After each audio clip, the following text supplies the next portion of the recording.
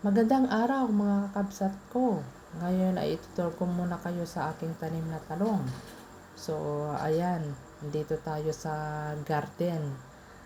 Siya nga pala nandito yan sa aking likuran ng aking kulungan ng baboy na kayo. Oh. Ayan yung kulungan ng baboy ko. Kikita nyo guys, yung bahay ko nandyan lang sa likod. So yung kulungan ng baboy yan, dahil noon naglaalaga ko ng baboy, dahil dito sa amin ay bahain. So ayan, pag na yung mga biik ay nilalagay namin dyan sa taas na yan. So yan, o nakapa kayo, mayroon nakikita ba ninyo na may second floor? So social yung mga baboy. Dati yan, pero sa ngayon nung nagpurgod na ako galing sa ibang bansa, hindi na ako nagbaboy dahil nga sa uh, maamoy yung aming kusina kasi nga malapit sa kusina namin. So ayan guys, ituturo ko muna kayo sa aking talong at may mga bunga na rin. Pero mapapansin niyo na marami ng tumubong damo sa paligid dahil medyo napapabayaan ito. Napapansin niyo guys, yung aking talong ay medyo payat-payat. Tingnan niyo guys, oh, ayan.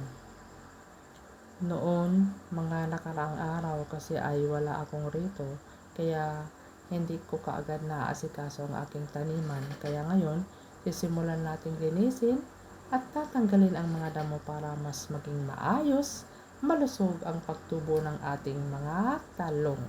So, ayan guys, oh, tignan nyo guys. Alam mo kasi dito sa amin, oh, ayan yung aking chinelas, bota. Bota para hindi ako anuhan ng palaka kasi minsan may mga palaka dyan na tumatakbo-takbo. So ayan guys yung aking talong, namumunga-munga na siya. So tingnan nyo guys, oh. Yan.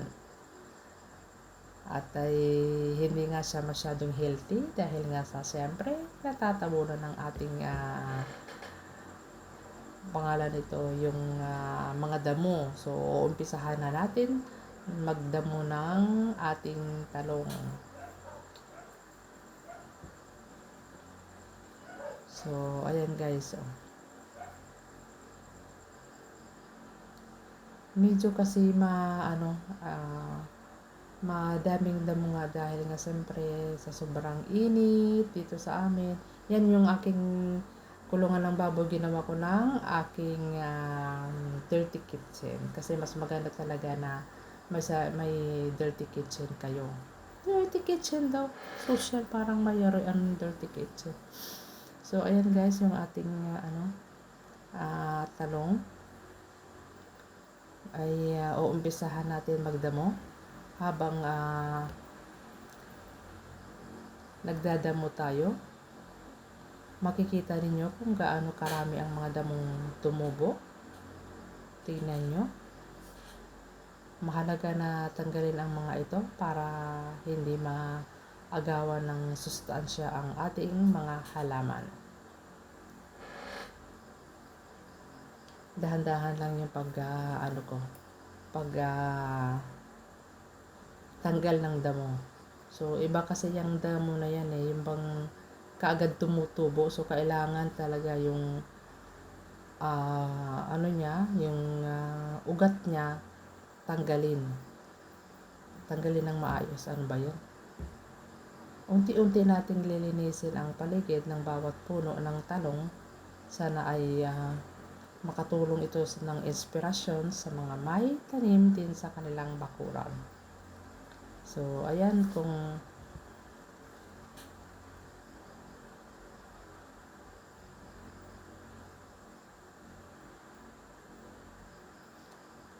So ayan guys yung ating nakikita nyo yung manok, yung sisiw.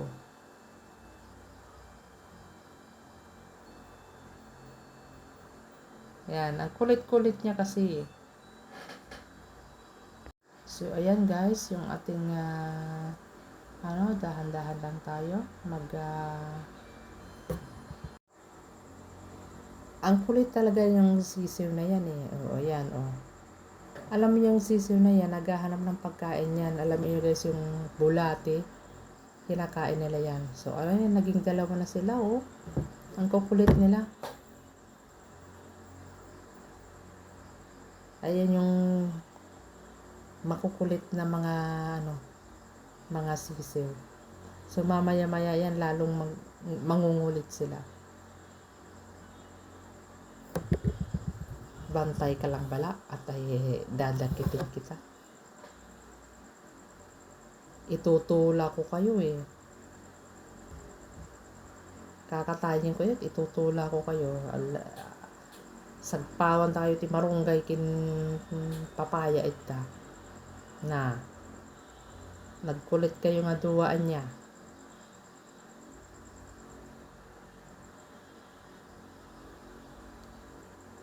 Ayan, ang kukulit nilang dalawa. So, maya-maya ay uhulihin ko yan. So, ayan na nga guys. At may makulit sila.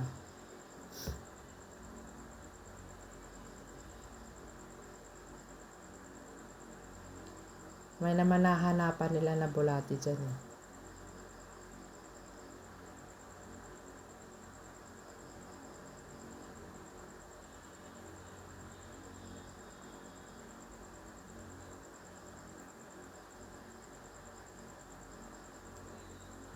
O, tignan niya.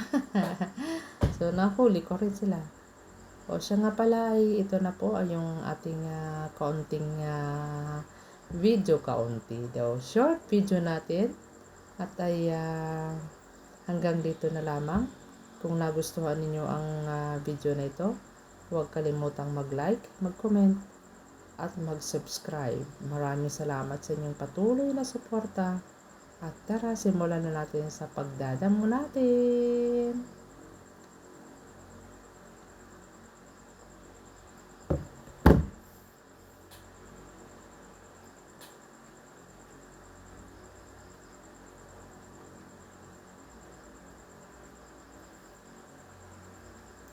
Mahirap magdamo guys kung ano mo lang mainit.